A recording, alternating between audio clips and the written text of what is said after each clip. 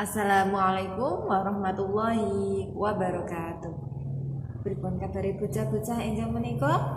Mugi kita sedaya tansah pinaringan kesehatan dan kasarasan saking Allah Subhanahu wa taala. Senajan bocah-bocah semester kalih niki sinaune dereng saged wonten sekolah, tapi tesih dereng kita kudu semangat. Nggih, sinau niku wonten pundi mawon, wonten sekolahan saged, wonten dereng nggih.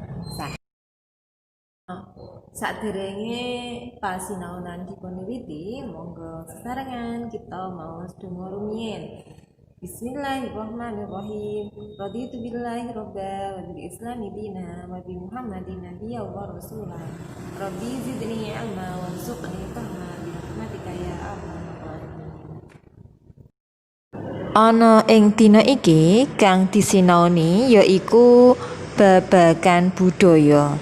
Apa kuwi budaya? Budaya yaiku pangolahing budi. Pangolahing budi tegese makarti lahir lan batin bebarengan minangka tuntunan urip.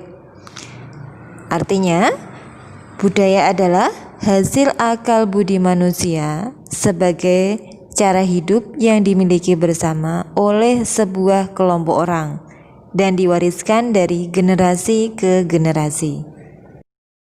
Salah sijine budaya Jawa kang kudu disinaoni yaiku tembang macapat.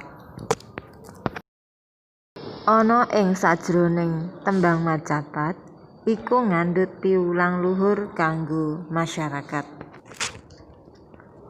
Tembang macapat sing perlu digatekake iku cacahe ana 11, yaiku mijil, mas kumambang, sinom, gambuh, kinanti, asmaradana, durma, dandang gula, pangkur, megatro, lan pocong.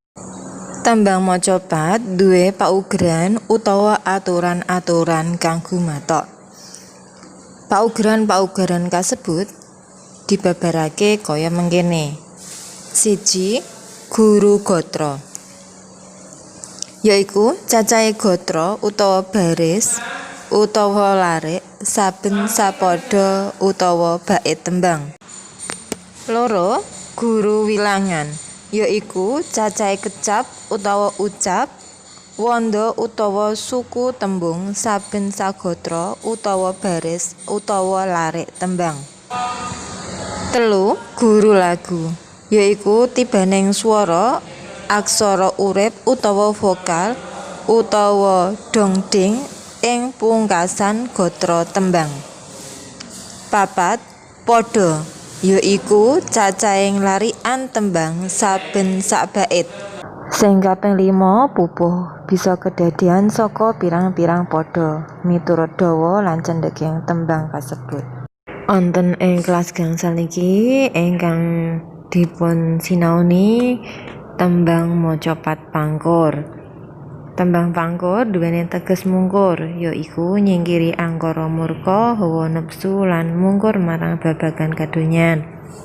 Tembang pangkur iku duweni watak macapat pangkur mantep lan banter. Laras pelok padet 6. Mingkar mingkoreng angkara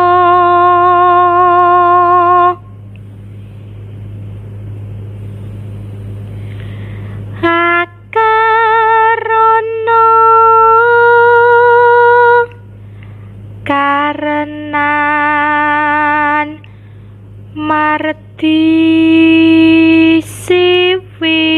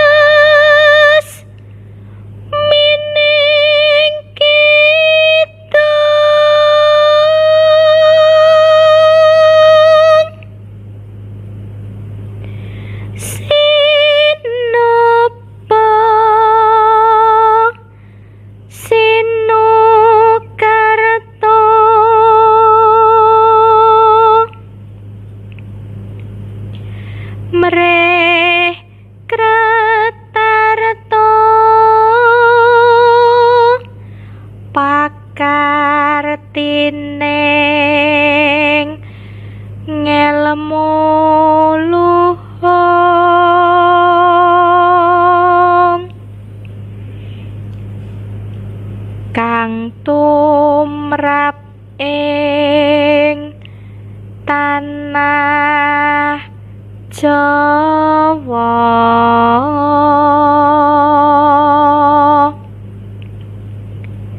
Agama ageming haji.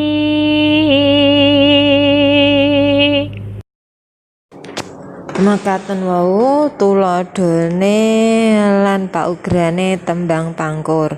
Sanikine kangge mangertosi bocah-bocah sampun paham napa dereng?